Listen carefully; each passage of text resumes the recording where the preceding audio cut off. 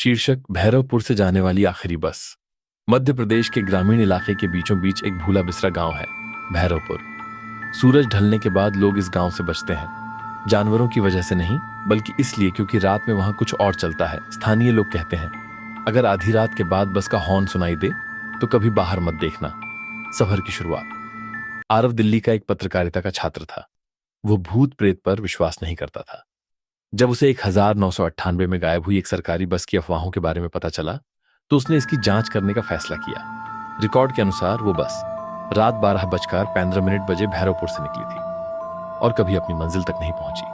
कोई हादसा नहीं, कोई लाश नहीं, कोई जवाब नहीं। एक बरसाती रात आरव भैरवपुर पहुंचा। बस स्टॉप टूटा हुआ था, लाइटें टिमटिमा रही थीं और पेड़ ऐसे झुके हुए थे जैसे वे सब कुछ सुन रहे हों।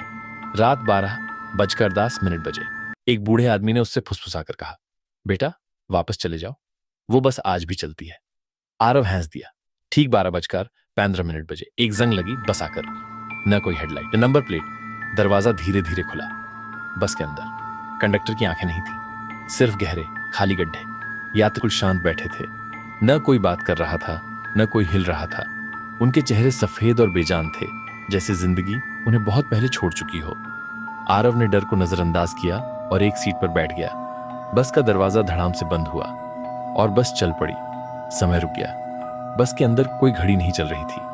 आरव ने अपना मोबाइल निकाला। स्क्रीन काली, नेटवर्क नहीं।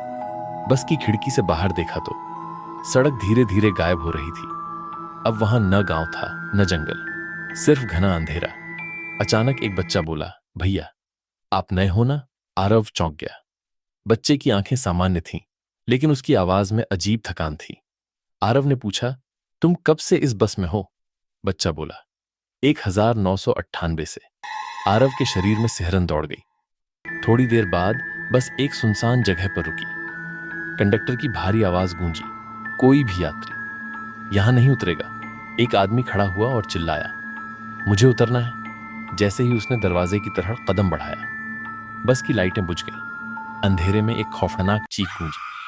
लाइटें जली तो वह आदमी गायब था। उसकी सीट पर सिर्फ गीली मिट्टी और बस का टिकट पड़ा था।